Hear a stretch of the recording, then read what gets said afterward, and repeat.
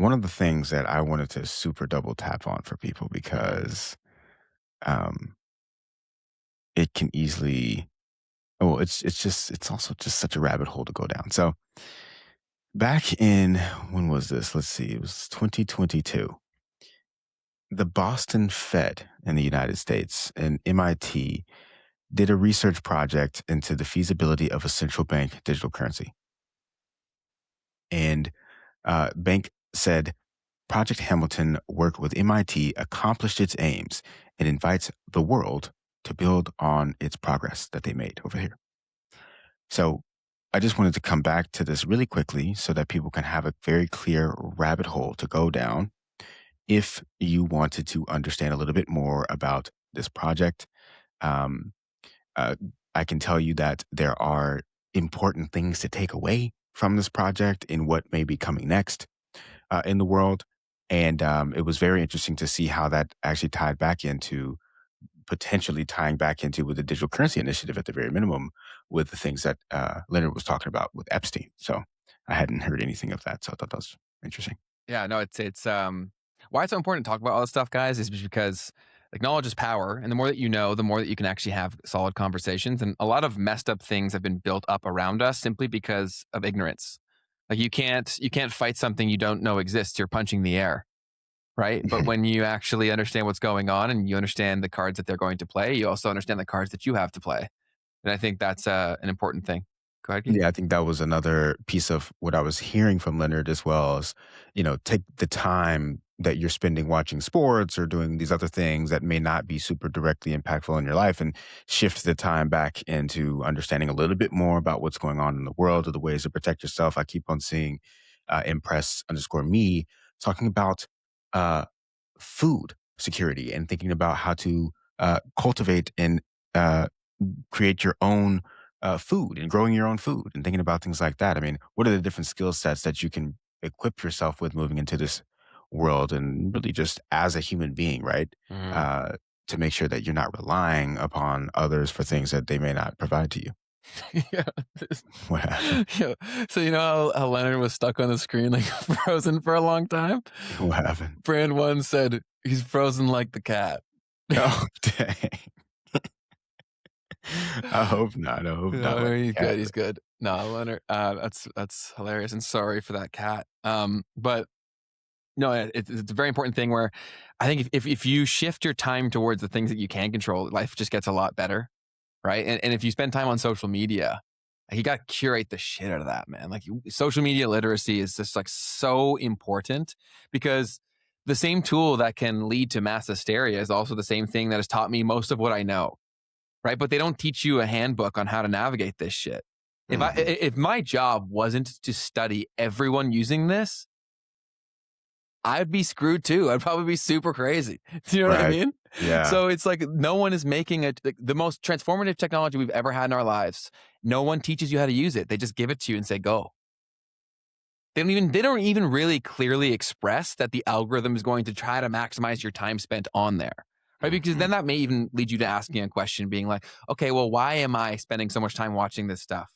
Right? I think a Right. lot of people are incredibly like triggered by stuff all the time. And a lot of people are triggered by shit that they didn't even really come to themselves.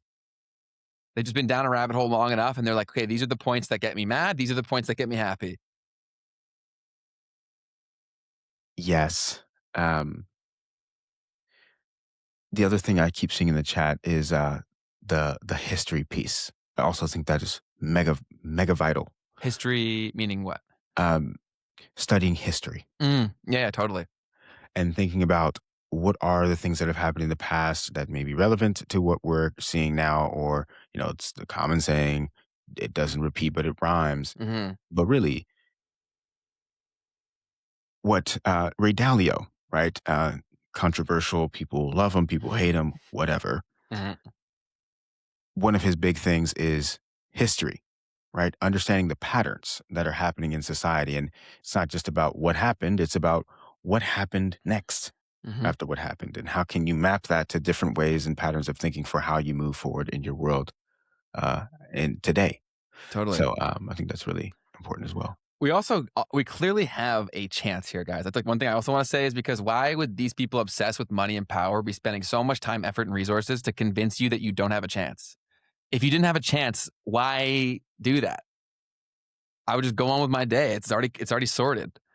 You know what I mean? Like I don't need to like convince you that sky is blue. I can look up and see it. Very true. But yeah, should we dive into the rest of the episode? I've got some news. Let's rock with it. Over the weekend, we had, the Department of War blocking Anthropic from being able to be used. They've labeled them a supply chain risk for the entire federal government. And there was a little bit of a reaction to that. But first, let me make sure that you all are aware of what occurred. So Pete Hegseth named Anthropic a supply chain risk. The government has been working with Anthropic using their AI models in a lot of their functions. And they essentially made two red lines on what Anthropic was saying they were not willing to do. The first thing was having fully autonomous weapons systems. They said we're not really okay with that, as well as the second one being domestic mass surveillance. Mhm. And the Department of War was like, well, we don't like that. We talked about this on my channel a little bit, but the debate is, can a private company have say over what the U.S. government can do with the technology that it needs to use?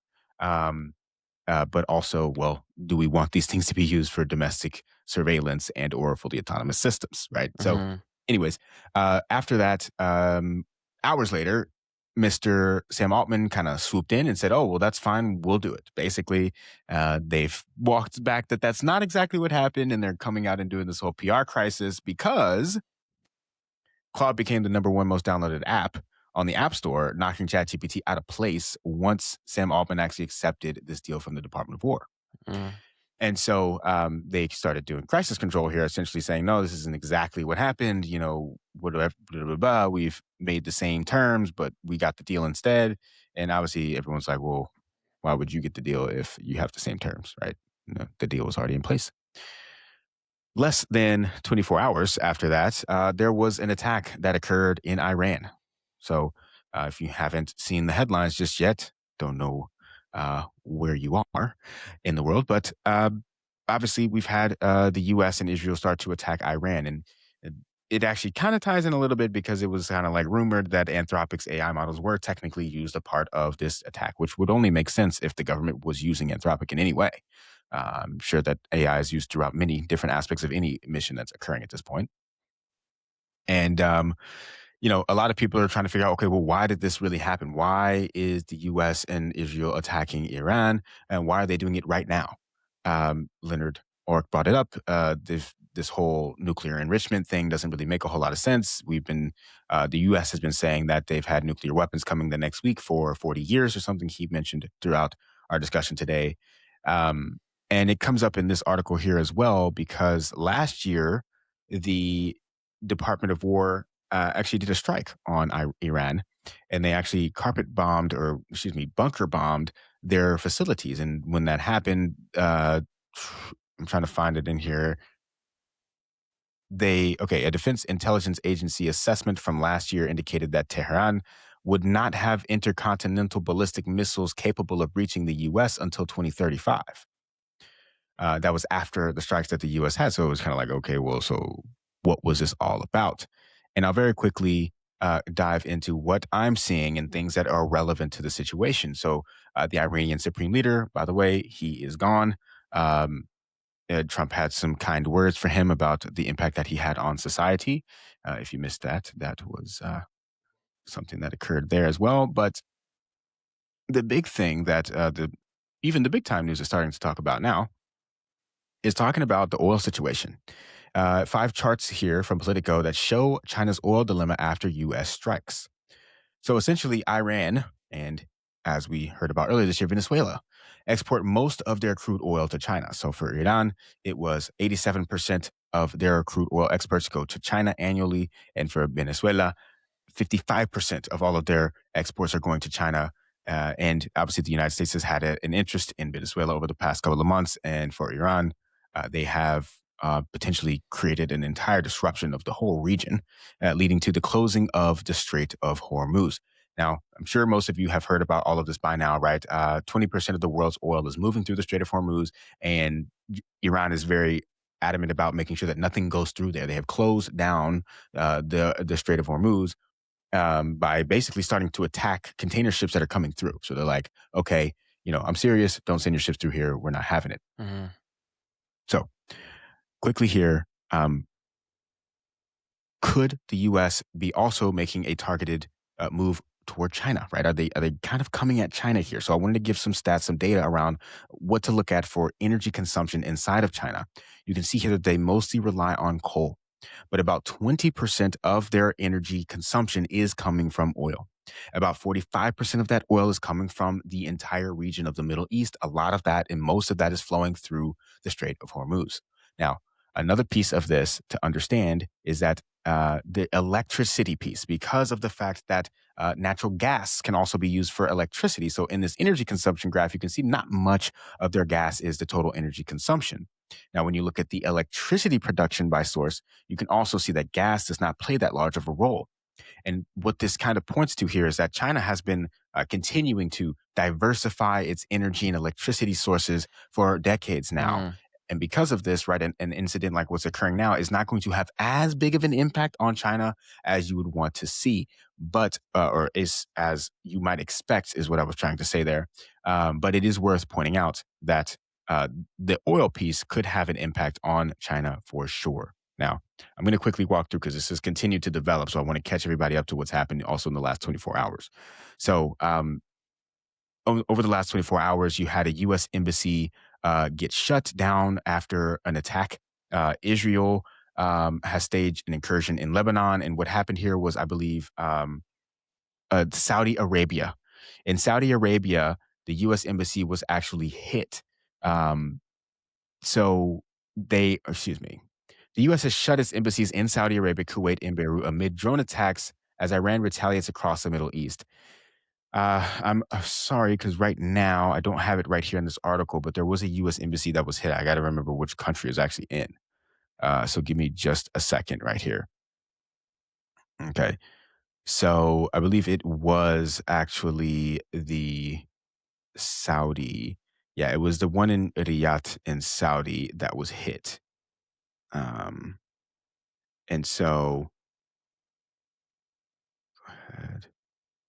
Yeah. So the whole thing that's going on in the moment at the moment is people are talking about the fact that um, missile defense systems are extremely expensive, right? So it's millions of dollars to shoot these missile defense systems up, but these drones that Iran is sending out are like $50,000 a pop.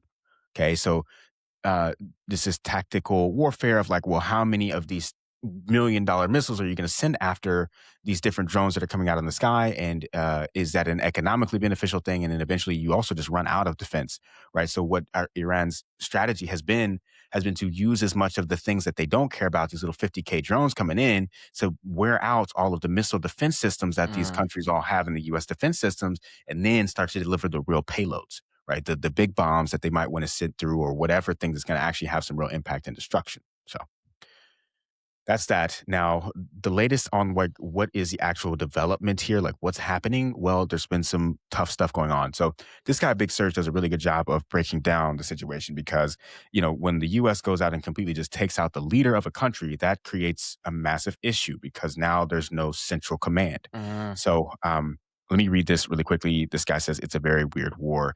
Iran prepared for decapitation strikes by pre authorizing field commanders to retaliate at will. You have the Iranian foreign minister admitting that military units are mostly out of command at the moment. So, in a sense, Iran turned itself into a giant bomb, primed to detonate when it got hit. The Iranian military is essentially weapons free, which makes it hard for them to coordinate or mass strikes. It also makes them unpredictable and difficult to control. On the other hand, you have the United States pursuing contradictory war aims. The White House seems to want to negotiate, but decapitation leaves you with nobody who is clearly empowered to negotiate. Since Iran's military is basically emptying the clip without any central direction, it's not even clear that a ceasefire could be implemented by Iran if they wanted it. Trump explicitly said that the people they expected to take in charge in Tehran are now gone.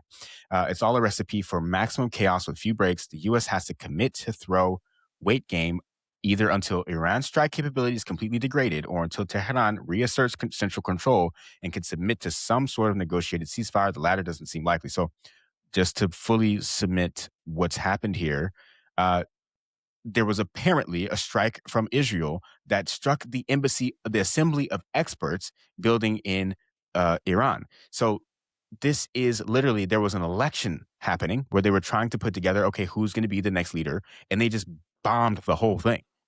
So you're talking about tens, dozens of people that would have potentially been the next in line, right? Imagine you just take the Capitol building in the United States and you blow up all the senators, right? It's like, okay, well, there's no way that you get back to having someone who can actually be in charge and lead the way forward. So now all of this stuff, guys, is going to be really tough to actually verify the veracity of all of these statements and everything that's happening because of the fact that we know that during these times you see the most propaganda. There's so much.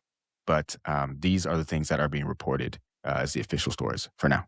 Yeah, anything that we're saying here and anything we ever say in any of our episodes, always like double, triple fact check, because at the end of the day, we're all using the same tools and no one's fully immune to them. Yes. The only thing that I did have was I had a friend who, well, I mean, he's still there. He is in Iran, and he's been giving me just a little bit of information that he's had, Wow. which during the protest was very helpful because, I mean, at that time, there was also reports of them having shut down the internet and things of that nature. And he was kind of just walking me through the fact that people were kind of disappearing in the streets, essentially. But so crazy situation. He is very seems to be pleased with what's happening. He wanted to kind of, well, he told me, he was like, look, yes, we understand that this is bad. Kind of like the same thing that happened in Venezuela. They were like, yeah, we understand this isn't great. This doesn't look great. It's not necessarily the answer, but there is some positive sentiment around the fact that at least this guy who has for sure been terrorizing this country for so long is not there anymore. So now this is one particular person's perspective from what I see. A lot of people are calling this whole thing propaganda to see these people out in the streets celebrating and whatnot. And at the other time, you see videos of people crying in the streets. So just wanted to point that out. Um, all right. So all of that has pretty much been the major thing. Iran's strike also took out an Amazon Web Services data center that was in the UAE.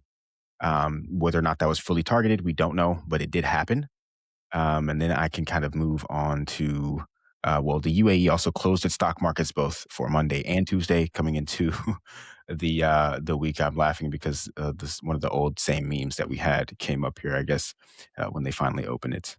The dishes flying out of the cabinet. There's been a lot of memes, which we'll get into some memes later, but they won't mostly be about this because this is obviously something that's really tough. Serious. But a lot of the memes out of this have been just crazy.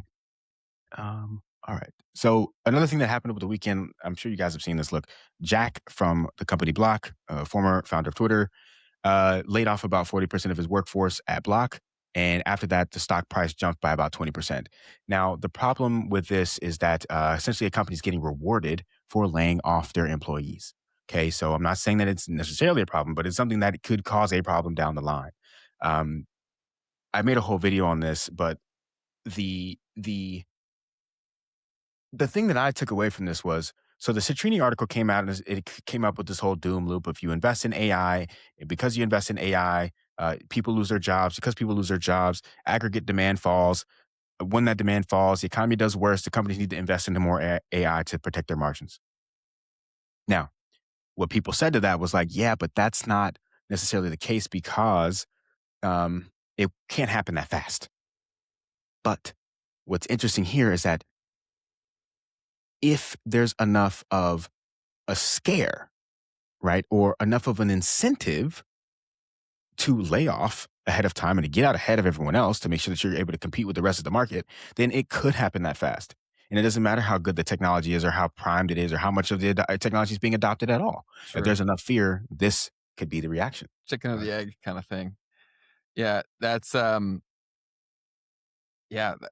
And so with that whole thing is that there's a lot of debate because obviously the AI headline is the biggest thing, right? Where people are saying this is because of AI, but there's also a degree of truth that the company was bloated by nature, and so that layoffs were an inevitable reality for them to continue. But it doesn't. The timing of it is not the best, and obviously the reaction of it. What kind of precedent does that set where you can cut your workforce by that much and your stock price goes up that much? Like that's a very, very dangerous thing. Where because the thing is here, guys, is that most big companies that exist are bloated as hell, man. They have so many people who have fake jobs. It's crazy, Yeah. dude. Like, and it's in here, like, whenever I talk to my friends, because I've been working for myself for like a decade. So, like, I've always had to do every job within the thing, right? And I'm like talking to these people, and I'm like, your job is like, there's no world where one person should be doing that thing and you should be making that much money. There's no Mm, way. Like, the only reason this happens is because bureaucracy just becomes so large, and the winners of yesterday just become so bloated, and the hubris sets in realistically, right? Where there's so many people in there making decisions, and it's just, this is also inevitable. And part of it is just true market forces, I will say too. Like, the last generation of businesses, like, they're so ripe for disruption, because the whole last business model that was largely on equity funding, like, they've been treating their customers like shit, especially as of late, right? Like, think of across the board, like, there's so many companies have really bad will with their customers. Like Amazon, by the day, it seems like they're burning bridges. Spotify, artists seem to dislike them more and more each day, especially as they adopt more and more AI content. So I think, guys, like, if you want to try to find a positive lens in all this, is don't wait to be fired. Be building your own thing on the side. man, uh, at this point, it's essential. Um, we put up that meme a couple weeks ago, or last week. It was you have to be unemployed to keep up. Yeah, But and this is another phenomenon. I'm gonna move into the go for it. reactions. I'd like to get your reactions to a couple of things, Ben. Um, and this guy, Rohan Paul, I've been following him. He's got some really good stuff that he's been putting out lately. He said, "Powerful new Harvard Business Review study: AI does not reduce work; it intensifies it." An 8-month field study at a U.S. tech company with about 200 employees found that AI use did not shrink work, it intensified it and made employees busier. Task expansion happened because AI filled in gaps in knowledge. So people started doing work that used to belong to other roles or would Mm. have been outsourced or deferred. So essentially, I think we get the idea here. It just kind of points to what you were saying and thinking about the bloatedness of all of these companies. Well, if AI can allow one person to do multiple different things, then you can probably see some cuts coming. I think What do you there'll be a think? lot of cuts, and I think the future trajectory of any of these companies will be based on who's making the decision on who to keep versus who to cut. Because if you have someone who's really smart across a lot of verticals, then they can do the job. But just because someone theoretically can now take the job, if they don't know what they're doing, AI is not going to solve that problem. And I think a lot of people who, it's always the way, man, like the same people that were ignorant and too slow to adopt the last wave of tech, like social media and AI, will now be the people making decisions on how to now do that, right? Like, that doesn't make any sense, but it's how it will be done because they're in the seats. Very good point. Very good point. And then to add on to my worry here is like, so if this is what's coming, right? If you're having to work harder now, then it's going to be a lot harder to build that thing on the side. It's going to be a lot harder, right? Because Because you're going to get more is going to be expected of you in that, whatever job you have. true. Yeah. I still think it's worth trying on the side Oh, I'm because, saying you have to now. yeah, totally. Yeah, like yesterday when we've been saying this show Yeah. for like 6 months at this point, but yeah, it's and also what I want you guys to think about, because if you've never built something, it's like there's so many ideas, and you also feel like every idea has been taken, but the whole dynamics of what is a problem that is economically viable to solve is completely changing because of these tools. Right. So a problem that you may have known that might have been a minor inconvenience, and so no one really touched it because it wouldn't have made sense to have multiple engineers and all of these things. If you yourself can solve these problems with AI tools, then you could build a very good life for yourself solving a pretty stupid problem. I've done it. Do you know what I'm saying? Like some of my apps, like, they're not a problem to me, but I identified that they were a problem for someone, so I went and solved it. Right? Like, that is very possible. If you guys want to see opportunities everywhere, start training your brain to find them. And what will people pay for? What's an inconvenience? And ideally, the other problem is that a lot of people who are struggling for money, most of their peers probably are too. And so you don't want to focus too much on solving their problems unless you can solve a lot of people's problems because they don't have the money to Mhm. pay you. So Right. I would also try to optimize towards people who have the income to pay you what you want slash need or reach a mass audience. It's like the only two ways to do it.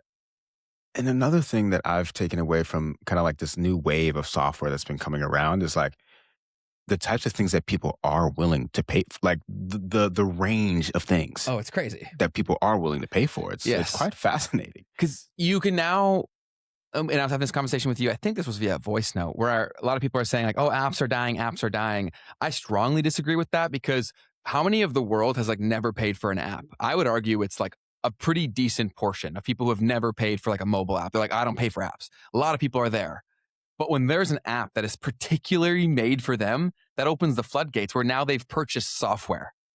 They don't view it the same, right? More and more people are now paying for apps because it was like custom built for their problem. Right. Yep. Very, very good point. With that, let's point to these young guys, man, who just made that sale. Go for it. Um, there is a young guy who built an app in high school, made $40 million and sold to MyFitnessPal. This is the 19-year-old founder of a company called Cal AI. And we don't know the exact amount of money that this kid was making, but I watched the interview and they said that in January, I think they made like another 5 million. So they're at like a over $50 million run rate for the year and probably sold this company for 9 figures type of a deal, Oh yeah, something around there. obscene amount of money. And the irony of that is that a lot of people were like crapping on these guys because they just made like a chat GPT wrapper and everyone was saying like, oh, there's Right. no moat here. There's no moat here. And then obviously they understood that consumers are going to move a lot faster than the builders. It's also another thing too, where a lot of people, if you go on Twitter, you're going to be comparing yourself to like the 1% of the 1% of builders, but they don't even know the problems that you know exist. So they're actually Hmm. not your competition Right. because how would they even know to solve a problem they've never heard of before? Right. You know what I'm Yep. saying? And now you can get to market so much faster. Totally. Um, Final thing on that, by the way, like all of that happened within, I think, a year and a half. Yeah, Okay. close to it. So this guy in less than 2 years, at 19 years old, built an entire company up to $5 million a monthly run rate Mhm. and just sold it for who knows, probably at least 9 figures. Now, to add to that really quickly, this guy, Jacob Rodri, he said, I think Cal AI might be one of the top 20 most cloned apps on the App Store. These MRRs prove that copying what's already working works. Mhm. So he went through, and I guess he's got some tool that allows him to spy. And look, all of these Cal AI alternatives might be making anywhere from $80,000, $25,000, $20,000, $50,000 a month. Mhm. So you don't have to also be overly creative. You can kind of look at what's working and maybe just do it a little bit better or even Mhm. just target a different niche. And then from there, you've got an app that might not be a 9 figure exit, but something that can cash flow and get you to your next step and something that you can build in a weekend. Totally. Yeah, no, I completely agree. I think there's a lot of opportunity that people are sleeping on, and you just gotta start training your brain for coming up with these ideas and, like, try on them, right? I think a lot of people have not really ever followed through. They've had an idea, and that's as far as it went, whereas if you actually go through, try to build it, prove that it's a bad idea. That's what I always say because Mm, love that. everyone thinks they have a good idea, but if you've never actually tried to build something, you have no freaking clue. It's the same Mhm. with like content creators, right? Everyone knows how to create content, but most of the people giving the advice have never made a video, right? So yeah, that's it. Yeah, and it's so tough because I know so many people that are like, "Oh, I'm gonna do my own thing one day and da da da," but it's like until you get that first rep in, until you get that first market feedback, you haven't even started yet. No. And it's very easy to fall into that trap of I'm Mhm. gonna. I have friends who have been I'm gonna guys for like a decade, and I've spent like hundreds of hours trying to convince them, teaching them exactly what to do. But until it literally is all that first statement of I'm doing this. Minimum viable action is always the first thing that I say. And there's this comment from someone who said this. I'll throw it up. It's not related, Mhm. but Mhm. I'm embarrassed that you had this guy on. Done with this channel and your other channels. All the best. You're entitled to whatever opinion that you want. But I always find it very funny when people say this because if me having a conversation with someone, which is the whole point of the show, Right. makes you leave, you're not who I care to talk to. You know what I mean? Yeah. Yeah. We've seen a nice amount of that from also another episode that we did. And, I think this is a moment to kind of talk about it because we're here to host conversations, Yes. right? Like, we're not here to pick sides. That's actually the whole point. Is we're not Mhm. here to pick sides. We're not here to give you a specific thing that you need to believe in and care about and consider. It's like we're curating a Yeah. conversation and trying to provide more perspective to what people are talking about in the world. And we got here because people react like that because of programming that they've been fed. Like, the irony of the whole thing is that's the whole problem. If you think the guy's an idiot, let him talk and let the market decide. Like, how insecure are you in your belief systems if that's your response? Hmm. Where's the conviction? It clearly isn't there. Yeah. Um, so so yeah, I mean, and for people who we're gonna have different types of audiences. So we created a second half channel, Mhm. so that, for instance, you wouldn't even have to see any of that. If you decided, hey, who is this guy, or I don't care, Exactly. whatever, you can just come to the second half channel and watch us kind of talk after all of that and break down the news and the stuff that we were reacting to as well. Great point. So yeah, totally understood. But yeah, the next thing was there was someone else who was people were calling crazy and have Mhm. called crazy for a very long time. Uh, Professor Jiang with the Predictive History Channel. He literally has predicted history. And this particular video here is called The Iran Trap. This came out in May 29th, 2024. In this video, he made several different predictions that have now come true. One of them being that Donald Trump would be elected. The second one being that Donald Trump would start a war with Iran, and some many other things that come with it as well. So very, very fascinating for anyone who might not have seen this. This video is starting to get a lot of views Wow. now because of him literally predicting history. But what an We incredible thing that he's lived up to the name with that. we've been talking about his stuff since we started the show.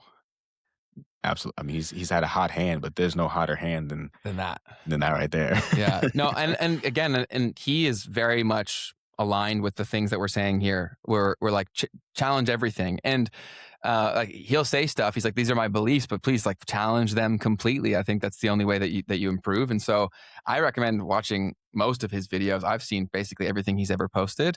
And then I always try to fact check everything that he said. And he's not like perfect all the time, but he's quite good. And he takes a similar lens to the world that I'd say I do, which is why I think I gravitated to him so much in terms of like game theory and thinking about incentive structures for why people do what they do. So he's a fascinating dude. He actually just recently did a collaboration with Sneeko, Exactly. which was Yeah. super cool to see a crossover because we talked about this before too, where like the younger generation, they really didn't have an on ramp to longer form content because all of Mhm. their peers just said, "Oh, that's a waste of time. No one watches podcasts." Right. So where do they start? And TikTok. I do think there will be a push for a lot younger people to really pick a show, and we're hopeful that ours becomes part of that conversation. But yeah, Yeah, I thought that was super cool. And it also speaks to Professor Chang's willingness to just kind of branch out as well, right? He doesn't agree with everything that Sneeko has to say, and Sneeko doesn't agree with everything that Professor Chang says either. yes, So it was really cool to see that and see them be able to have a conversation and hear each hmm other. no, completely, completely. What else do we got? So moving forward here, we have there was some stuff going on in these prediction markets regarding what happened with this attack. And so Thread Guy here, yet again, he actually did a reaction to someone who lost around $7 million betting that the U.S. would not strike Iran. On February 25th, this guy was up $2 million. On February 28th, he's down 5.2 million and completely lost around $7 million on all of these bets. I won't really play the video, but hopefully you get the idea. On the other hand, there was six suspected insiders that made around $1.2 million betting on the U.S. strikes to actually occur. It said that, and this is a report from Bubble Maps, and they said that most of these wallets that made these profits were funded within the last 24 hours when this happened, specifically bet for February 28th, and bought yes hours before the strike. So Yeah, crazy things going but on. yet these markets are very important for a lot of stuff. Yeah, information trading. Uh, Information trading, crazy. Crazy. Crazy. Um, Next story here, or next piece that I wanted to get your reaction to rather, is a clip from Andrew Yang. He was a previous person who was running for president in the United States, and he has some interesting words to share. What's called an economically Let me restart it. So screen time, because it's hard for me to get it. Screen time is is now what's called an economically inferior good, which is that poor people consume more.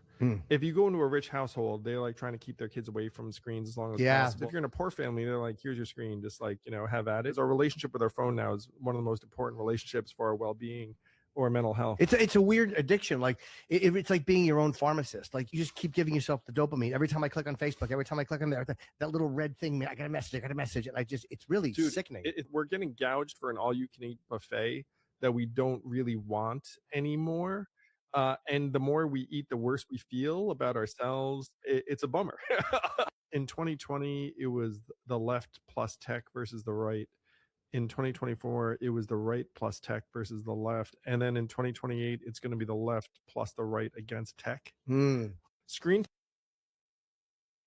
So really quickly, because I thought this was an interesting concept and I had to dig into this, an economically inferior good is what he calls screen time. So an economically inferior good is a product for which demand decreases when the consumer income rises and increases when income falls. So this reflects a negative income elasticity. So a good that you can think about in this way is something called public transit, or it says store brand items are considered more affordable alternatives that consumers switch away from as they become wealthier. So very fascinating concept that I had not heard of before, an economically inferior good. But something that as you make more money, you consume less of. How fascinating. I think that speaks to the topic we've brought up so much, is that it is like it's a numbing agent for people's lives, right? And ironically, like they go to escape the world into the thing that's making them stressed about the world. It's like, it's very counterintuitive because people haven't thought about what they're doing ever, right? Like they're running on autopilot. And so this thing is like perfectly engineered for that to happen. I think that content still serves a very powerful role. Like education, like we've talked about, is such a powerful thing.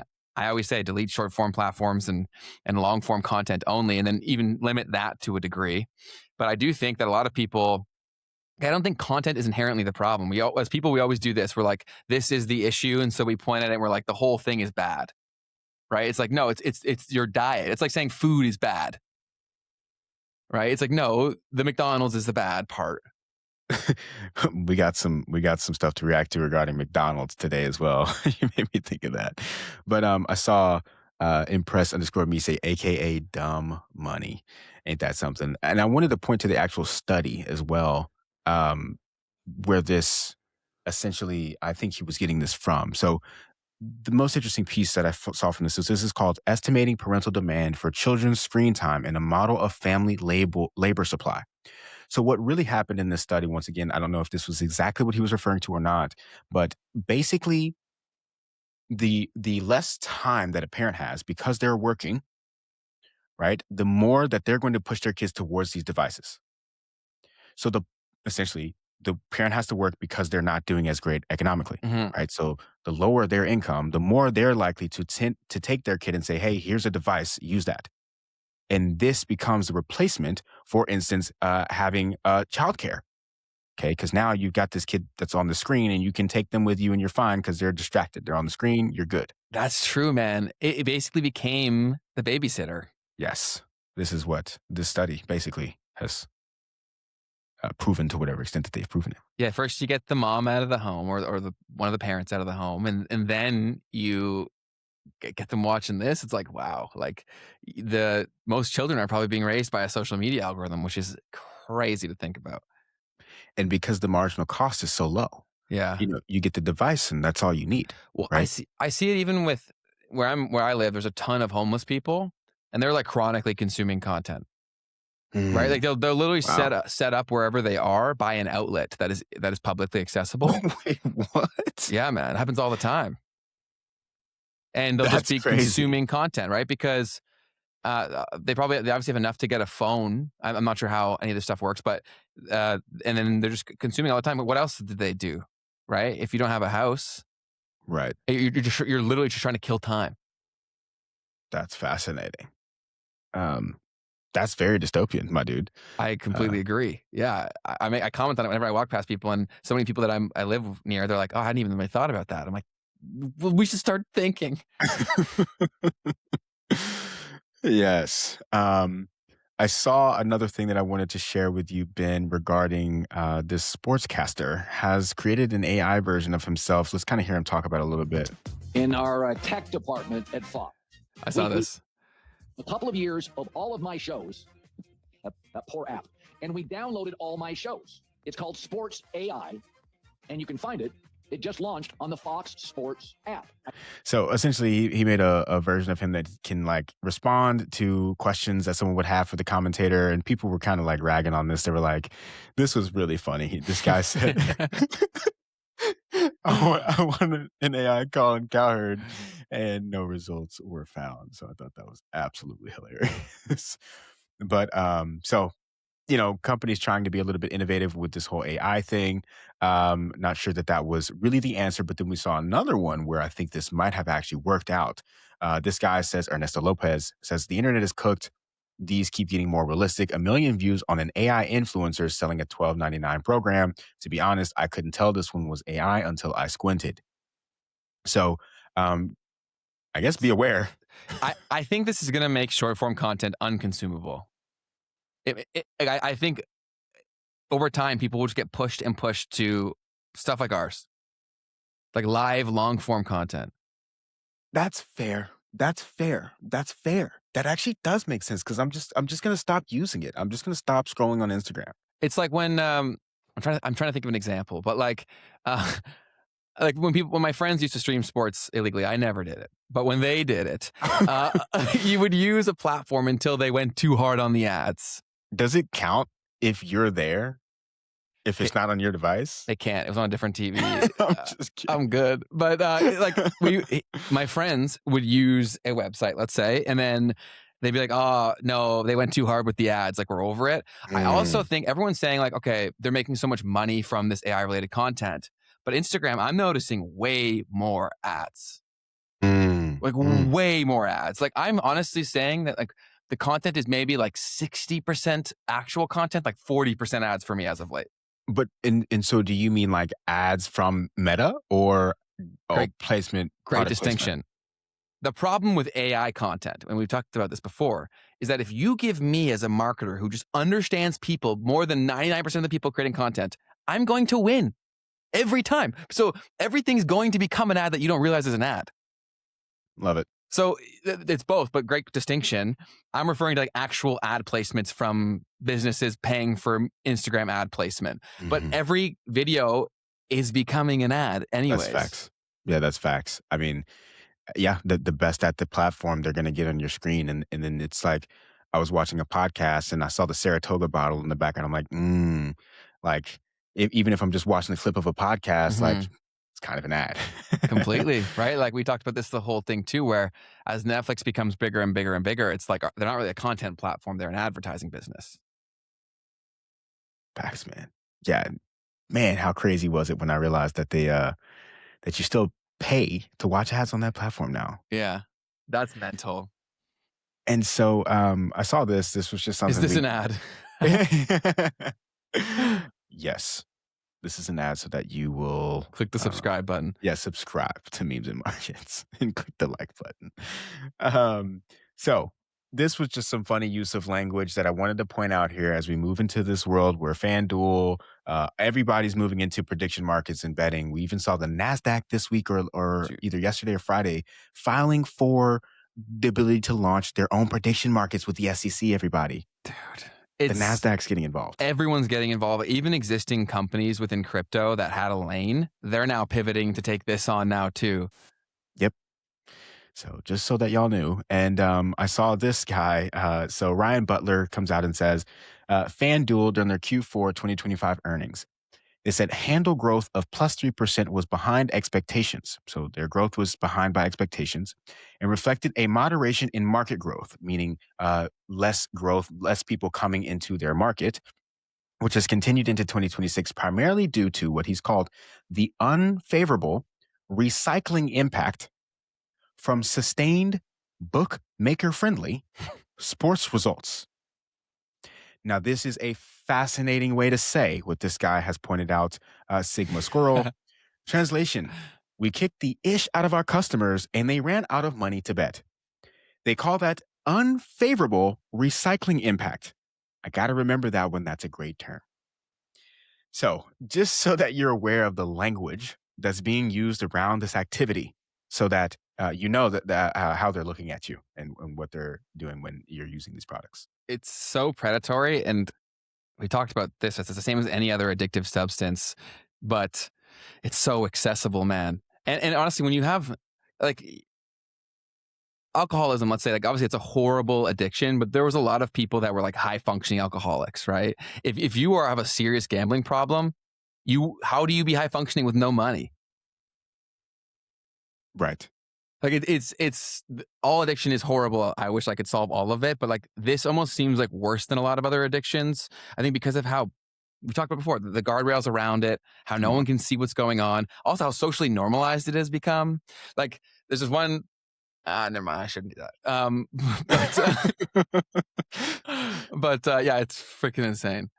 Yeah, man. I mean, I saw some other thing, like, because they're starting to have to put out at least like the sports books, or maybe they already did, um, like stats on, like, how like in the drinking ads and alcohol ads, you have to say drink responsibly kind of Yeah, thing, yeah. right? So they're starting to have to push those types of Yeah. messages as well. Yeah, the one that's in Canada I've heard before is like know your limit, bet within it.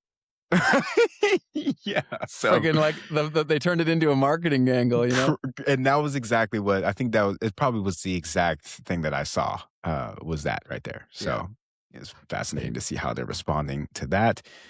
And then one more thing that I had on the purely reaction side was, so there is this footage that was put out of like Tel Aviv apparently getting struck with stuff, but we're highly sure that, okay, now it has a card. Actually, this is an AI generated video. But my problem that I have with this, so we have a little bit of a section that we're going to start doing on the page when we get a chance, called social media sins. All right. Hopefully we don't have a whole lot of them, but this guy committed a social media sin because he had people commenting saying, "Hey, dude, I think that this is AI." And he goes, "Well, update. After further verification, this footage appears to be AI generated. I shared it because the scene reflects painfully what Gaza has endured under Israeli bombardment. I'm keeping this post for transparency. The video may not be real, but the devastation it evokes is real, and it mirrors what Palestinians have lived through." Now, without taking any sort of a political judgment, because that's not what we're here to do, this guy kind of gives a response. He said, "You're keeping it up because you crave engagement, but it's cringe. Honestly, if your team has to post AI, it's obviously pretty weak. I'd delete the video out of shame." Yeah, I mean, at the end of the day, like if it's not real, then like, take it down, right? Like I don't know. People Maybe are I'm so wrong. desperate for attention. I think also because now you can monetize on X too, right? Right. So now people are actually incentivized to spread this craziness. That's so true, dude. Shit. Also, expat, obviously I wasn't clear enough. I'm not saying alcoholism is good or alcohol is good at all. I don't think anyone should drink. Definitely not in excess. I'm just saying there were a lot of people that still went to their job, like did other things and were an alcoholic. All that I'm saying. I'm saying if you are a gambling addict, you're going to drain your access to resources like every single time. Is all I was saying.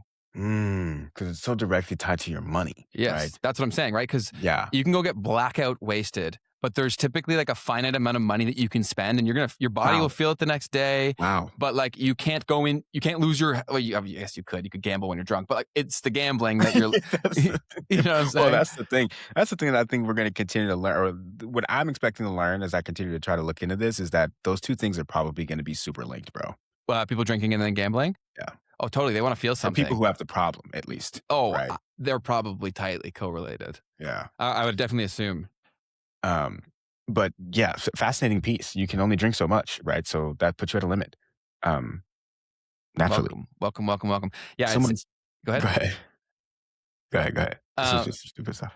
Yeah. It's so messed up. And the problem that we have with all of these problems is that most of the people that could theoretically change them, they don't feel the pain. Like I said this to my grandparents, actually. I was there and I'm like, I understand you guys have your lens of the world that you have, but I was like, eventually you guys will be gone and we will have to pay the cost for the decisions that you guys made. I said, did you ever think like that? No, and it's not your fault. I understand. It's definitely not their fault. We all do this. But I think we all collectively need to step back and be like, what is the long-term ramifications of these things? And I don't think that's done. And with the gambling stuff, like, dude, it makes me so sad. And it's just like, what's the bit? Like, there's no win, really. You know what I'm saying? Like, there's no real It's win. I mean, pure people make money. extraction. Yeah. Yeah, you know what's so crazy is how like most of the people that will call crypto a scam, Yeah. like a lot of them are gamblers. It's like, bro, what? Like, at least I have like a chance for like an asymmetric return on my bet, let's say. But Right. you are just mathematically like going to lose. But this is chill. Yeah. Fascinating. I saw a silly comment from Wes the Fourth Ski. He said, Keith definitely drinks Saratoga out the bottle like Ashton. I do not. I do not drink. Do you think you could beat him in a race? Ashton. Definitely not. He's but it'd fast, be dude. fun to try. Are you fast? No. No? No. You're also too modest, so you're probably fast. But you said you played sports and stuff. I'm sure you're fast. No. You know, I'm one of those guys where if I'm not even gonna say that. I wouldn't put my money on the line. Let's just put it that way. What was your best attribute in sports then? I was a great leader. You're like a cheerleader. You know what I cool. mean? So Like, I you're should have actually been on with the cheerleaders. nice. You're getting everyone fired up. Yeah. That Love was it. fun too. All right, so now it's time for the fun stuff, as fun as I can make it for you guys with everything going on in the world. This one was, related to the stuff, but also still kind of funny.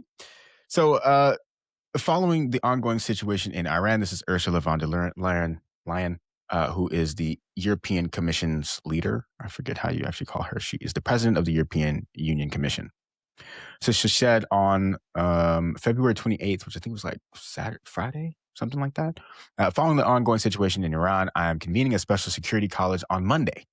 For regional security and stability, it's of the utmost importance that there is no further escalation through Iran's unjustified attacks on parties in the region. So people made some comments. They said, World War III is happening live. The Europeans are like, the war starts on Monday. Thought that was a pretty humorous for the level of what the situation is at the minimum. European diplomats, when the war breaks out outside of standard 9 to 5 working hours. Mhm. Got the guy sitting here enjoying himself a little break in the middle of the day. There's a book that I would like. I think it's very timely now. Actually, it's called Reality Transurfing. It's a very long, very esoteric book, but the concept that's brought up again and again is the concept of pendulums and how energy being fed towards it keeps it going. And I think a lot of people are trapped on a pendulum that they don't even realize. And so, if you're looking for some reading, definitely would recommend picking it up. Okay. Wes, yeah, I did read that. That was a funny one. Let's see. Okay, yeah. So another thing that happened over the past 24, 48 hours was the McDonald's CEO. He did a product review. Okay. And people were absolutely roasting him for it, and I love to see it. So let's. I saw the actually watch replies, this but I video. didn't see this, so I'm excited. Yeah. Chris K here with, you've heard about it. Here it is, the Big Arch. This is something that we have tested already in Portugal, Germany, Canada. I love this product. It is so good. I'm going to do a tasting right now, but I'm going to eat this for my lunch, just so you know. So here we go. First, holy cow. God, that is a big burger. We've got a very unique kind of sesame poppy sort of bun on it.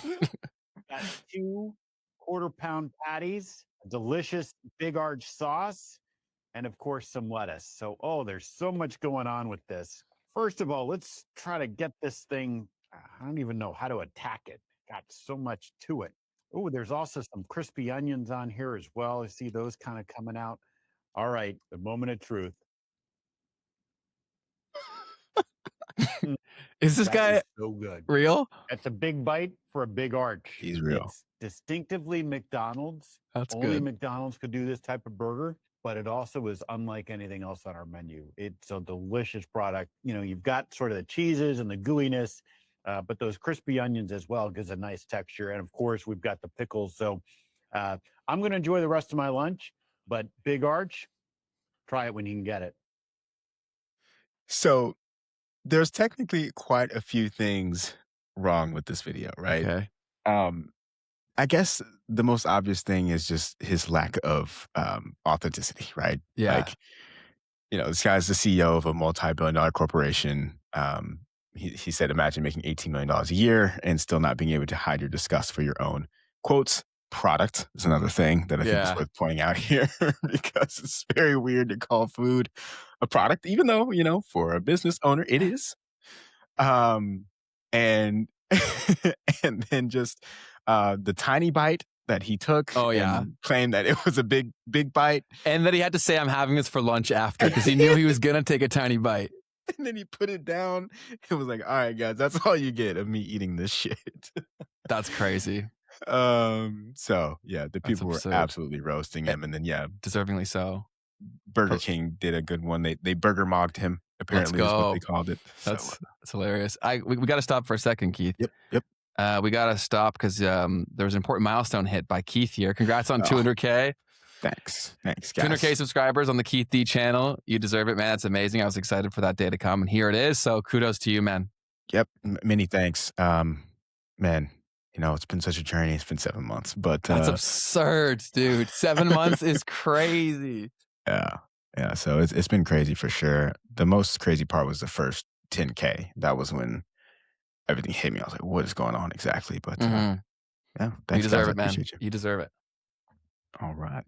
Next thing that we had, couple more memes. I'll try to keep them short here, but this guy was going through a Taco Bell, and every fast food chain tried to have AI operate the drive-through, and they didn't all do too well. So let's kind of hear what happened here. Hi, welcome to Taco Bell. What can I get started for you today? Can I get 18,000 water cups, please? Okay. What can I get for you?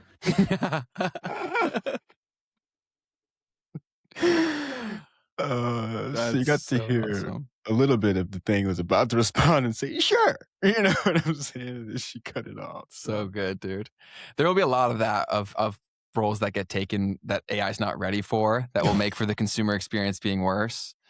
Yeah, that's for sure. That's crazy. Do you ever eat fast food? So I used to eat fast food. I grew up eating fast food. And then 3 or 4 years ago, I went to Lisbon. When I was in Lisbon, I had some McDonald's. I had like a chicken thing at McDonald's.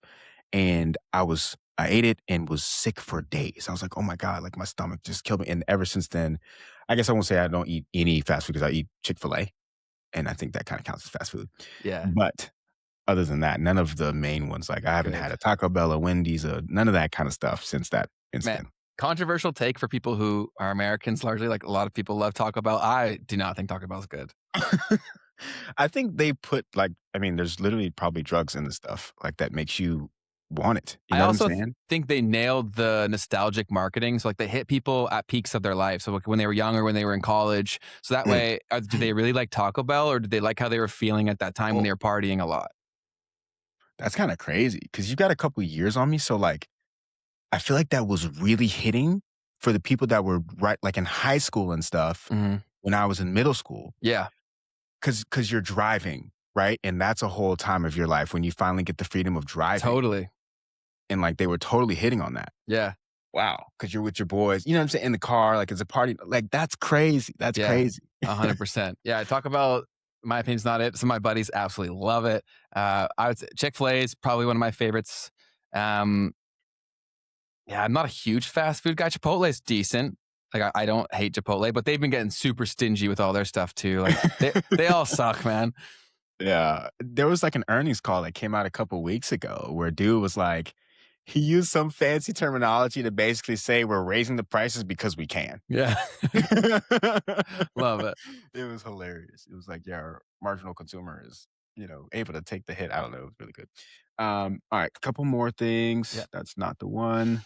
This guy, Dan Brockwell, normal people. I like hanging out with my friends. Startup people, bullish on IRL communities in the AI era. Yeah, that's kind of true. I feel kind of called out, but I wouldn't say it like that. But yeah. But that was pretty good. Everyone when Claude went down. Oh yeah, so Claude went down yesterday. I'm thinking this partly is due to the fact that people are overloading their servers and like wanting to use it a lot, but also people are kind of saying that it's because the US government is like trying to take them down or something. So anyways, Claude went down and like there are people making fun of the fact. No one is doing anything. There was no typing, no mouse clicking, nothing. We saw one guy looking at the Google homepage, but he wasn't searching for anything. I have no idea what that's from. Have you noticed that your critical thinking skills have atrophied from using AI? Yes, and I try to actively think about that as I do it, Okay. as I use it. What about you? I have not found that, and maybe I'm like absurdly ignorant to it, but a lot of the things that I need to do every single day, it's still not good at. That's fair. So I find myself like I probably could be reliant on it. It's just not good enough yet for me to be so. That's fair. Right. But yeah, there's Yeah. definitely go ahead. I mean, yeah, especially like the YouTube and like the packaging stuff. Like, there's, it's not going to do that very well. Because there's just so much context needed, and there's so many options. Yeah. Yeah, I try to use it as a guide. I mean, that was something that I watched an episode of Stephen Bartlett where they were talking about that. Like, there was some scientist who was saying, like, this is leading to people being dumber. And I was like, oh, snap. And it was just like the way you use it. Do you use it to just like do everything for you, or do you think first and then use it? And that's how I've Yes. been very actively trying to change that. And also, I would say never fall victim to the trap of assuming that because you're reading it, it's good. Right? I think a lot of people are like, because they've had good responses in the past, they default to like, okay, job done. Do you know what I mean? Like, if it's shit, it's still shit. Right. You know what I'm saying? Yes. And I think a lot of people are, go ahead. Hence people posting slop on LinkedIn and all that stuff. It's like so apparently obvious. Like, come on, read the room, brother. So are Keith and Ben too young for McGangbang? I know what McGangbang is. Do you? Was that from Cheech and Chong or something? That's what I don't know. What is that? I don't know the source of it, but I know what the concoction is. It's like a combination of a McDouble and a McChicken, I think, or a junior chicken, something of the sort. You put it together, you get two, you put it in one sandwich. It's the secret menu stuff. You never saw that stuff? No, I'm out the loop. That's crazy. Even AI. Yeah, absolutely, Mary. Question everything. I completely agree. The more we should do that, because a lot of people's critical thinking skills have atrophied, but it's a lot like when you come back from a surgery, and I've had to do that a bunch of times in my life. Like, it does come back if you force it to come back. And I think thinking and being analytical and questioning things is definitely possible Yeah, to get man. back. So back to the kind of thing of, so Claude was basically blacklisted by the U.S. Army, but the U.S. military, they have still 6 months to use it, to phase it out. And so at 11:03, unfortunately, there were 3 fighter jet pilots that were shot out of the sky over Kuwait due to an apparent friendly fire incident. Now, all of the pilots, all 6 of the crew members survived. And this guy made a little bit of a joke around this. Basically, it was Claude saying, reviewing what an F-15 aircraft carrier looks like on the radar. You're absolutely right. Those were our own planes. Basically pointing to the idea that Claude was being used in these missions and potentially led to the misuse of the technology in this. But anyways, a little bit darker, but luckily they were all okay. This one right here, Samuel Arif, he says, in case you've wondered how package versioning works. So for some context, right, you download an app and it's got like version 1.0.1 or whatever. And this is what versioning is in coding. It's kind of like, how do you specify which version of something that you're working on is? And this one is, so the proud version, he says, is the first number. So this is like, you bump this when you're proud of the release. The middle number is a default version. It's just a normal okay release. And the third one is the shame version. So you bump this one when fixing those things, when you're fixing things that are too embarrassing to admit, right? So that one goes up into the hundreds, right? Of the final number that you're iterating on something. So I just thought that was a very interesting concept. A little bit deeper into the weeds, but I thought it was pretty good. That's awesome.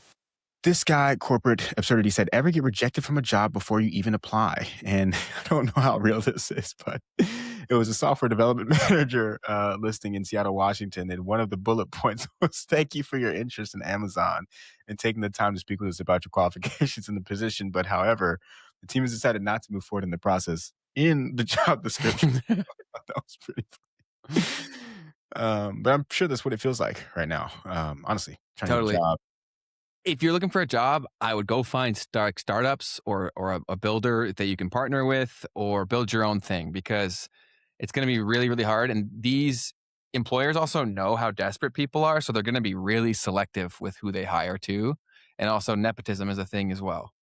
Right. So nepotism is a thing. So you better play that Like that's the only way, and not the only way. It's probably the way that you can get through into these big companies if that's really what you want to do. So Yeah. Oh, this is actually really funny here. So did the boys see Charles talk about the Clarity Act and anger with Brad? That's exactly what's up next. Oh, okay. Go. Perfect. Let's go. So, for the community members, for all of you who have been around, we kind of had a clip go semi-viral. We posted this clip about Charles Hoskinson giving up on the Clarity Act, and in this clip, he did call out a specific person. His name is Brad Garlinghouse, who is the CEO of Ripple. And I knew in that moment, I was talking to Ben in the background. I'm like, Ben, we got to talk about XRP, but I knew to bring up the Clarity Act first before we did that. And in that time, I didn't know he was going to talk about Brad Garlinghouse, but I was like, all right, I don't have to bring up XRP at all. He did exactly what he made it really easy. Like we didn't get him in a gotcha question or anything. We just said like, he did it himself. I didn't mean to cut you off. Oh, you're good. Yeah. And so then our clip got like 177. Does Abs have 200K? Yeah, he's got even more. Yeah. Wow. So yeah, our clip got 177K. It's been cut by a lot of people. It's probably in total been seen by close to 1 mil between everyone who's cut it. Yep. And so yeah, that's from us on Twitter. If you guys aren't following us on Twitter, definitely go check us out there. We're posting a lot more content. And so we'd obviously appreciate the follow over there. But that clip started, and then it actually prompted him going live last night. Yes. So totally making full waves throughout the whole community. So quickly though, just so you guys can see the trail, because I know we got a lot of XRP people here. So Abs gave us a really cool shout. That one has 209,000. We also got a retweet from Digital Asset Investor, which for me was crazy. He was literally one of the first ever people that I ever watched on YouTube regarding digital assets, crypto, and he's obviously a big XRP guy. He did one that got a little bit more traction where he said, I'm starting to think he doesn't like the bill. And then he said, what was the other one he did? He said, it sounds like someone didn't get invited to the dance, salty, which was a little bit funny, but 31K. So anyways, so some of the big guys in the XRP space caught on to this, and they were just, having a whole field day about it, which is understood, he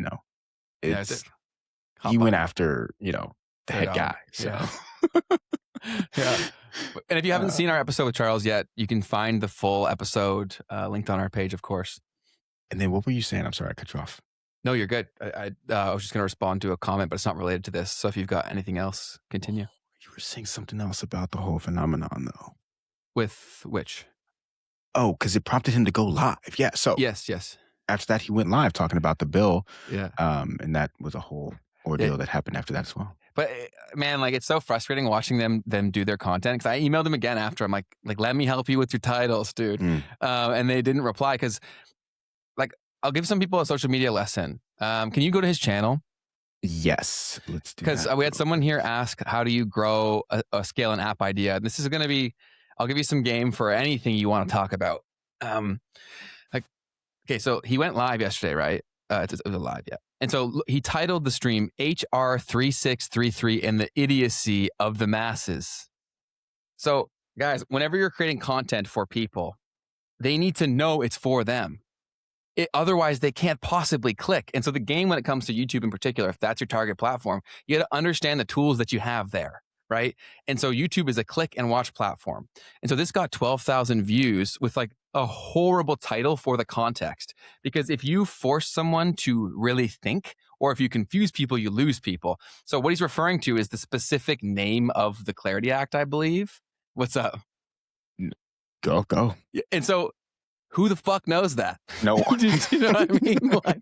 Like literally no one. And so I was like, I emailed him as he was going live. I'm like, please let me change your titles, man. Because his content is good enough, and he's so smart, and he's very well spoken. He's very animated.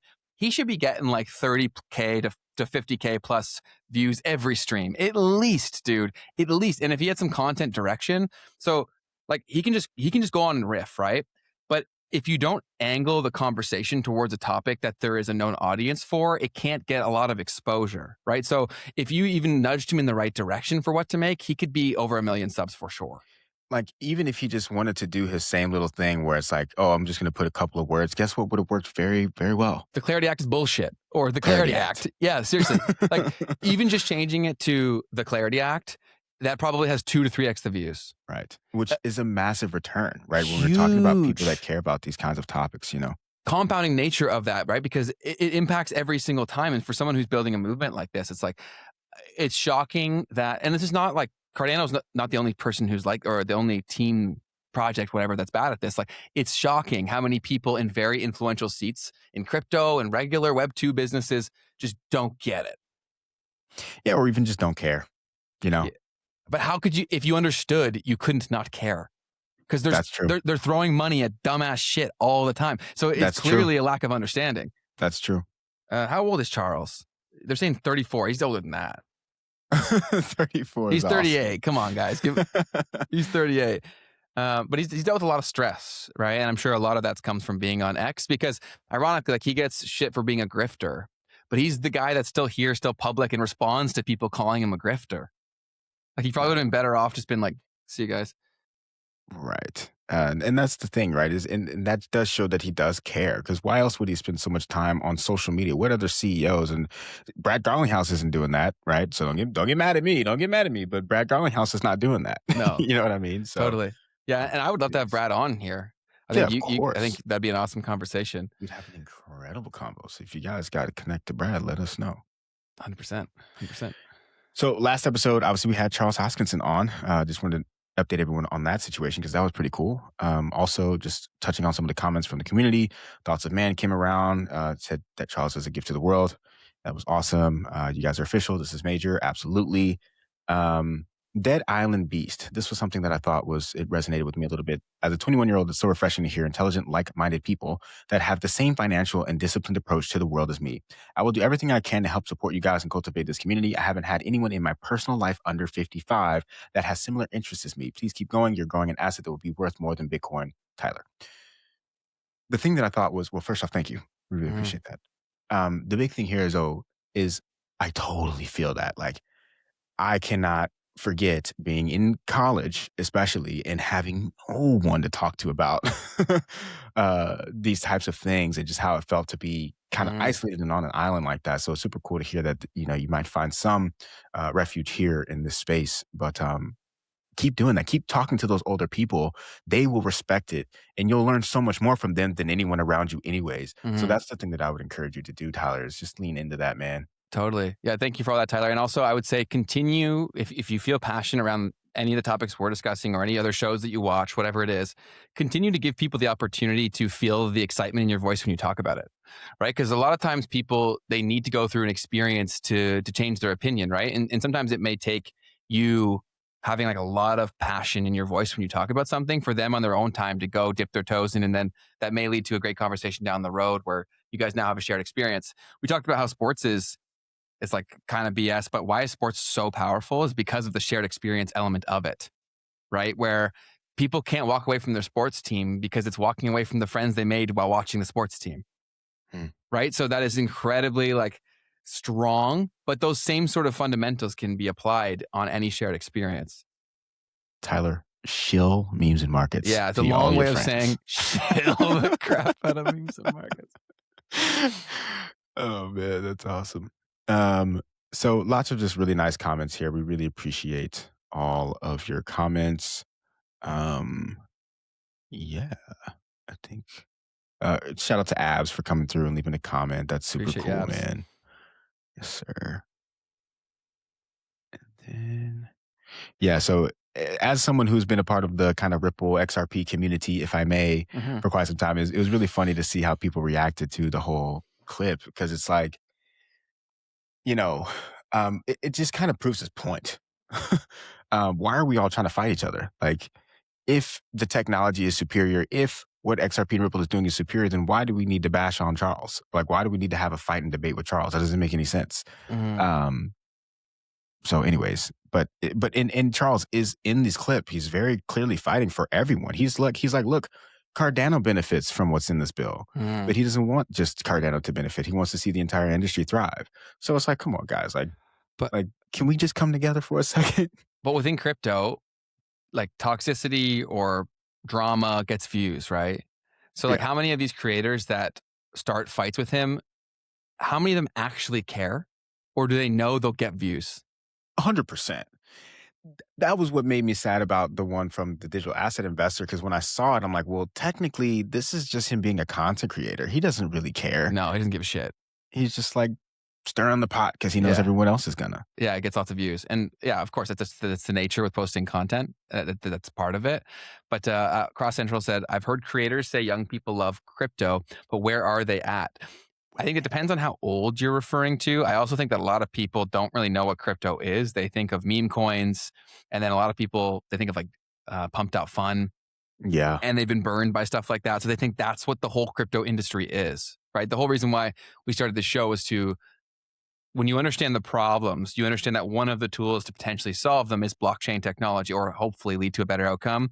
And it's probably going to be ushered in either way. So it's important that people understand that there are more decentralized options. So I'd say it's a lack of information. And I think that it's just more people need to have the conversations. And unfortunately, when people do talk about crypto, it's usually from a very ignorant place with these younger creators. So true. It's strictly about dollar go up, right? Or number go up. Like, they don't explain what Ethereum does. They just say the price of Ethereum, and I made $5,000 on it, right? So then if the only reason you're in something is strictly dollar go up, and I understand that's what attracted everyone here initially, Right. but until you understand the bigger long-term vision, you can't really be passionate about it, and you're only going to hate it because it made you lose money. It kills me, man. I'll never forget 2021 when all these kids were talking safe mode or whatever. And I'm like, do you recognize that you're trading a financial instrument that did not exist a decade ago? Like, have you taken the second to ask yourself, what am I buying? Like, what is this? Okay. Because, I mean, yeah, it's just like, it's a whole new financial instrument. If you can't get, like, there's a stock, okay, that's one thing, but then there's a crypto, and that's another thing. You've got bonds, that's another thing. But like, if you don't understand that there's a technology-based digital asset, financial asset that's now tradable on these open markets that represents utility of a network or whatever it may represent, then you've just like completely missed the entire thing. But Keith, wouldn't you think that like the vast majority of people don't have a clue how any of their investments function? That's what I learned at that time. Yes. It's shocking. It is shocking, right? 'Cause I think even when the big thing in Canada here is whenever I challenge people's like thinking they're rich because their house is worth a lot, that gets people going hard, right? Because then I'm like, well, why is your house worth so much, right? And then they talk about like the materials cost a lot, and I'm like, why do you think the materials cost a lot? It's because they know they can put it in this form into the house. Everybody wants a piece of the ripoff, right? Like it's just a thing where people don't really ask many questions. They just see, oh, it's going up in price. Like this will continue. Fascinating, man. Human nature. But yeah, that's why we want to create these spaces to have those deeper conversations, because we'll have fun when number go up too. Oh, without a doubt. We'll be cheering it on when it does that. Right? That's part of the equation. But I think it's honestly cool that we've been able to start and grow this in a horrendous market environment for crypto. Yeah, man. Yep.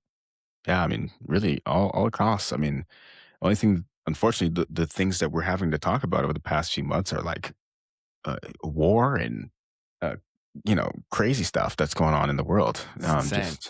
And we're all just trying our best to figure it out. 100%. And I also am very curious for people in the chat and people watching after, like, have you all been through crypto cycles before? I'm very curious for like how new people are in our stuff to crypto. That's so true, man. So I'd love to, if you're seeing this in the replay or in the chat right now, I'd love to know like which cycle, like how long have you been around crypto for? Yes. How many cycles have you endured? Yeah. I would love to know that. That's the because that shapes the media they saw, right? Facts. Yeah. And man, like being around 2017 when and I'm sure this happened well before then, China continuing to ban crypto. Like I remember 2021 came around and China was banning crypto again. I was like, guys, like China's been banning Bitcoin. And every cycle it happens too. And it's like, oh, somebody sending me a link. China just banned Bitcoin. I'm like, dude, China banned Bitcoin 20 times. Yeah, it's kind of their shtick. And then CNBC back in the day, like poo-pooing on Bitcoin until it goes up, and then everyone's talking about it again. It's like, oh, but this is a scam as soon as it comes down. And I'm like, cool. Wow, this is a cycle. Like, sweet. That's crazy. I'm seeing a lot. So we got to 2017s, one cycle, two cycles here. My first crypto cycle for RD, Adaptive Thinkers, class of 2019. That's awesome. We got 2017. Cool. So it seems like a lot of you guys have been around for quite a while. Okay, cool. Just because if we ever do see an altcoin season again, that's something we got to like really prepare people for, because that those things go crazy. I don't know if we'll ever see it the same sort of way, but either way, like the price appreciation that's possible within crypto is just like unheard of anywhere else, because like you said, it's like it didn't exist even like 10 years ago. So there's not as much like holding it down. I think a big reason why we've experienced the market we did over the last 4 years was because these more established things got more and more involved. Yeah. It's I've been like really trying to play this stuff out in my head, like how I want to navigate all this moving forward, because it's just the game has completely changed. It is. It has. And I think a lot of people have so much of their wealth wrapped up in the S&P 500. And I say this all the time because I think it's really true. I think this was like a massive psyop to like tell everybody to get involved in the S&P 500, because then everyone's in on it. If everyone's holding an index, then you're now reliant on like whatever the majority holders of the index want to say or do, because your financial livelihood is wrapped in that.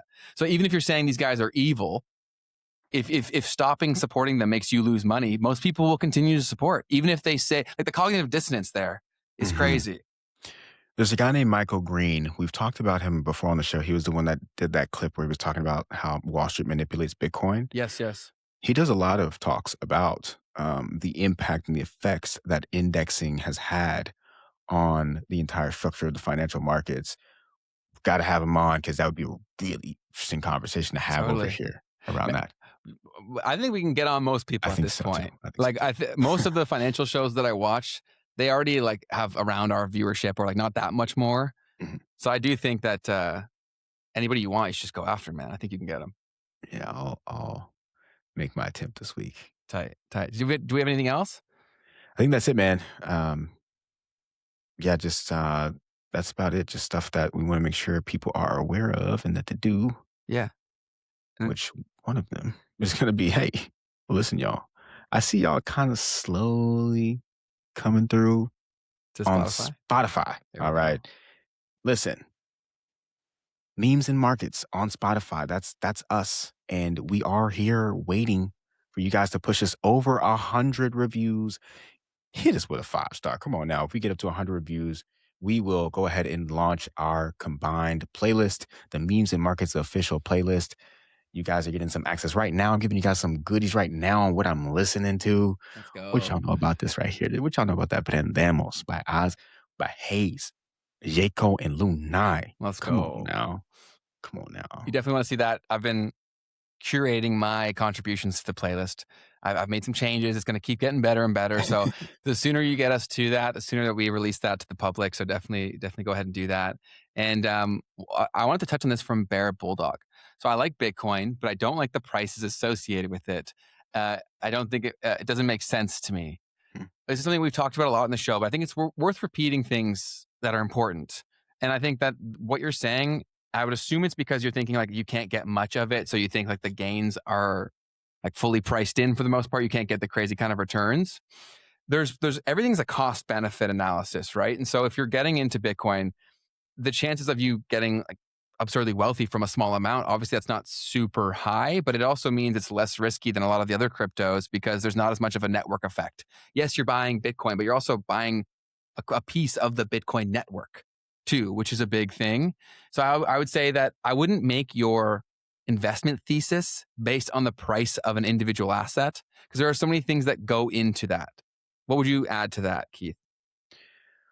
Well, I mean, you've done a good job there of recognizing the importance of, well, what is it, right, that you are buying is the first thing, most important thing. You really, really got to try to understand it.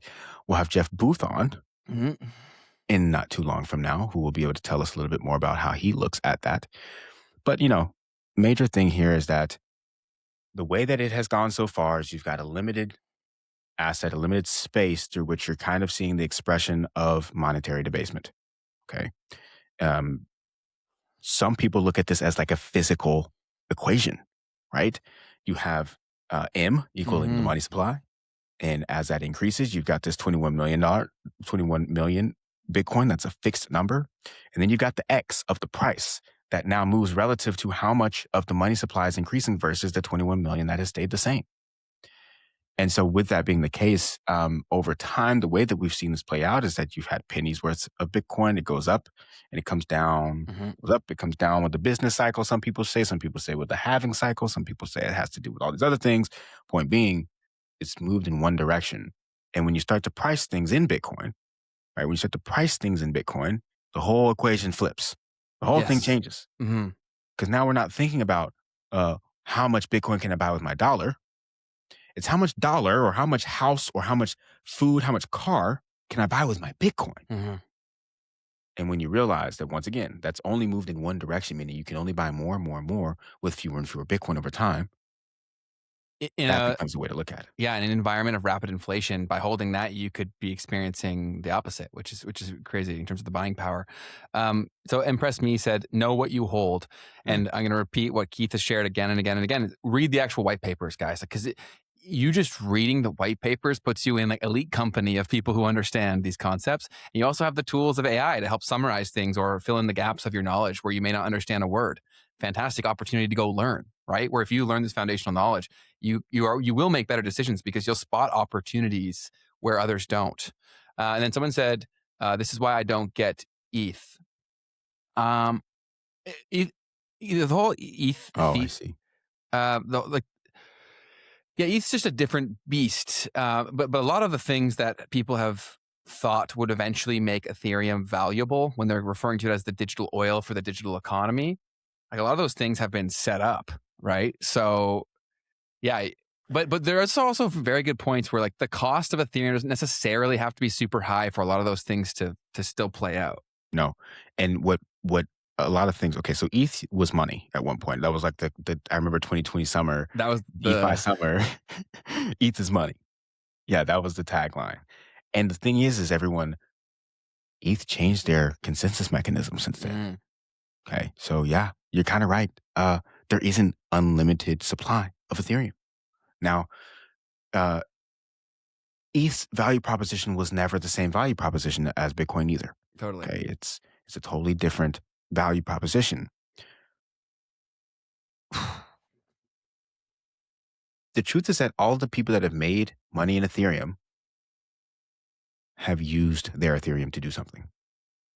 Can you give examples? Like, what do you mean? Like, start a business? Let me preface that with over the past 5-6 years. Okay.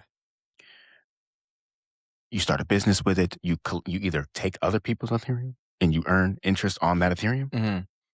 You use DeFi protocols and you're earning on your Ethereum that way, or NFTs, quite frankly. But other than that, guess what? Ethereum has moved very sideways for the past 6 years. So long. Which is crazy. It's kind of now built into the mechanism in some ways with the new consensus mechanism. It's kind of a part of how it works. Yeah. It's been coiling for a very long time, though. I would not be shocked to see like a pretty aggressive increase in the price. I'm not saying soon, but like it's been crazy how long it sat around these prices. Like it touched all-time highs or close to it. When was that? It tapped it. Yeah, was that in October-ish? And then nope. Came right back down. Dude, that's like devastating. Because I remember people were like waiting so long for that moment. Yeah. Totally. And then nothing. So yeah, I'm not saying that ETH doesn't go up in price. I think ETH can continue to go up in price. I think that thinking of it as it's not the same offering as a Bitcoin. That's all I'm trying to say, basically. Totally fair. Totally fair. Well, anything else, guys, before we wrap up? We appreciate you guys hanging out with us. That's all from me. How about you, Keith? Man, that's it for me. Super, super grateful for you guys. Be sure to turn on that notification bell and like the stream. And share it with a friend. If you got a friend that you think may like this stuff, definitely share an episode with them. Get their thoughts. You guys discuss whatever is interesting to you. And also feel free to pitch any guests or topics. We've got an exciting guest on Thursday that's more on like the memes or the culture side of things that I think will be really, really interesting. So definitely tune in to that one. I think it'll be a fun one. A lot less heavy, I think, than today's. Yeah. Most certainly. Super, super appreciative for you guys. If you haven't already, make sure to hit that like button and subscribe and make today the best day of your life, folks. That's it, guys. Absolutely. Thanks so much for hanging out with us. Be the light that you want to see, and we will see all of you guys on Thursday. Bye-bye.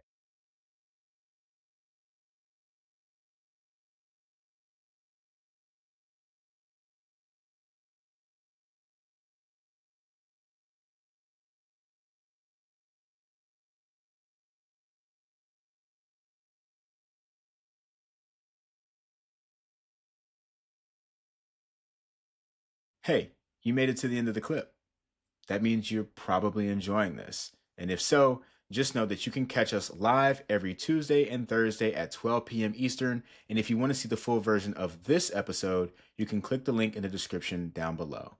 Otherwise, YouTube thinks that you will enjoy this next.